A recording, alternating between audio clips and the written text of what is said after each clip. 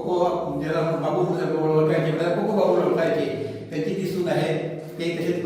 तर कोको बाबूचे जे नाव जे आहे त्या कोको बाबूचं नाव कोको आर्टने त्याने आज बरोबरच त्या ठिकाणी नाव जे आहे ते त्याने अमर ठेवलेलं आहे. त्याबद्दल बरोबरच मनापूर्वक कौतुक आहे आणि बरोबरच त्या ठिकाणी तुमचं कौतुकही करतो. आणि हे कार्य जे आहे हे त्याला सुद्धा बरं वाटणार किंवा माझ्या नावाप्रमाणे यांनी आपलं हे कार्य पुढे ठेवलेलं आहे. आणि ही आमची परंपरा आहे, ती परंपरा तुम्ही जतन करत आहात त्याबद्दल बरोबर धन्यवाद. हे जे आहेत ना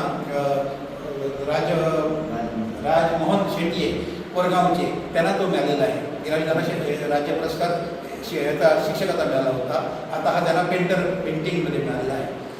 सोनालीचं कार्य जे आहे हे कार्य हे फक्त आमच्या मोर्जीपुरतं किंवा आपल्या गावापुरतं आणि गोव्यापुरतं नाही, तर तिचं त्या ठिकाणी दिल्लीपर्यंत पोहोचलेलं आहे. आणि त्या भाग्यवान आहेत.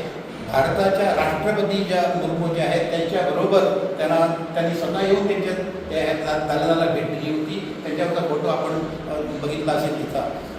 त्यामुळं तिनं जे आपलं कार्य जे आहे या कलेमधलं जे कार्य आपले हस्तकलेमधलं किंवा ते क्राफ्टमधलं जे कार्य जे आहे हे कार्य आपलं गोव्याबाहेर अनेक राज्यामध्ये ती जाऊन त्या ठिकाणी जेव्हा ती प्रदर्शन असतं त्यावेळेला त्या ठिकाणी लोक हे जर असतं त्यावेळेला ती मुद्दाम त्या ठिकाणी जाते आणि आपली जी कला जी आहे त्या ठिकाणी सादर करते. आणि त्यामुळं ती म्हणा किंवा सोनं म्हणा यांनी या कलेला ही जी आमची जी गोव्यातली जी कला जी आहे जी कोको आर्ट म्हणतात त्या कोको आर्ट ही जर कला टिकली पाहिजे. आपल्याकडे कोकोनट आहेत, नारळ आहेत किंवा आपले ह्या भरपूर करवंटे आहेत, पण त्याचा उपयोग झाला नसेल तर काय उपयोग आहे? त्या दुसऱ्या झाडासाठी उपयोग नाही.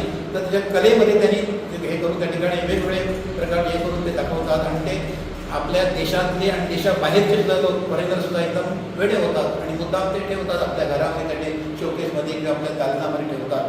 तर असं हे कार्य सोनालीचं खरोखरच चांगल्या स्वरावर किंवा असं ते कार्य आहे. आणि म्हणूनच आज या ठिकाणी आम्हाला सगळ्यांना आनंद झालेला आहे. सत्पुरुष देवस्थान सगळे ग्रुप त्या ठिकाणी मुद्दाम ताबडतोब सत्कार करावा म्हणून या ठिकाणी मुद्दाम हा छोटासा कार्यक्रम या ठिकाणी आयोजित केलेला आहे. तर मी विनंती करतो त्या ठिकाणी अमित शेगावकर यांना पुष्पगुच्छ देऊन तिला वाटलं की मी दुसऱ्या वाड्यावर करते, आमच्या वाड्यावर का नाटक होऊ नये. आणि म्हणून आमच्या वाड्यावरच्या सगळ्या त्या बायकांना एकत्र करून तिनं नाटकाला सुरुवात केली. आणि आता आपण बघतो प्रत्येक वर्षी या ठिकाणी 4 मेला त्याचा आमच्या महिला ज्या आमच्या मूर्तीच्या आपल्या बर्डीवाड्यावरच्या आहेत त्या ठिकाणी नाटक करतात. म्हणजे प्रेरणास्थान म्हणून ती असेल. भजनामध्ये सुद्धा त्या ठिकाणी भजनासाठी सुद्धा तिनं त्या ठिकाणी तयार केलेली आहेत आणि भजनही ती सादर करतात. स्वतः आपण ती हार्मोनियम वाजवते. त्यामुळं ह्या ज्या आमच्या कला आहेत त्या कला त्यांच्या जतन करण्यासाठी जशी ती हस्तकला आहे आणि या सुद्धा कला संगीत कला जी आहे त्याच्यामध्ये सुद्धा चांगल्या प्रकारचा वाटा आहे. स्वतः नाटकामध्ये झाल्यावरती ती भूमिका करते, प्रमुख भूमिका करते. आणि म्हणजे नाटक हे होणार नाही, कोणामुळे अडणार नाही याची ती दक्षता घेते. खरोखरच कौतुक करावं तर थोडं आहे. आज तिचा या ठिकाणी योग्य असा सन्मान या ठिकाणी झालेला आहे. तर तिला आपलं कार्य असंच पुढे ठेवावं आणि त्याच्यापुढे पुढचा जो पुरस्कार जसं काय मोठा पुरस्कार राज्य पुरस्कार जो आहे तो राज्य पुरस्कार मिळण्यासाठी प्रयत्न करावे.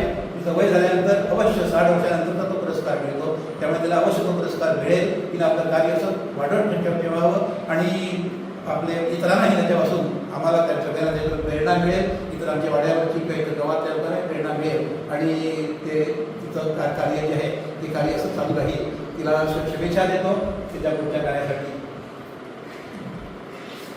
तिला विनंती करतो तिला हे जे ठिकाणी आता हा जो कलावृत्ती हा जो पुरस्कार मिळालेला आहे तर त्याबद्दल आजपर्यंत जे कार्य केलेलं आहे त्या कार्याबद्दल थोडक्यात तुझं मनोगत त्या ठिकाणी जरा व्यक्त कर. हा पुरस्कार मिळाला त्यावेळी मला खूपच आनंद झालेला आहे. आणि मी 92 मध्ये सुरू केलं होतं जे शिवणकाम.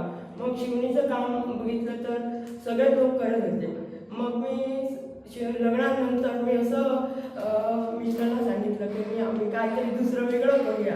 आणि नारळाचं कोणीच काम करत नव्हते म्हणून त्या क्षेत्रात आम्ही गेलो आणि त्या क्षेत्रामधून मला भरपूर प्रतिसाद मिळाला. आणि त्याच्यावरच मी सगळं मुलांना शिकवून सगळीकडे म्हणजे भरपूरच फिरून आले.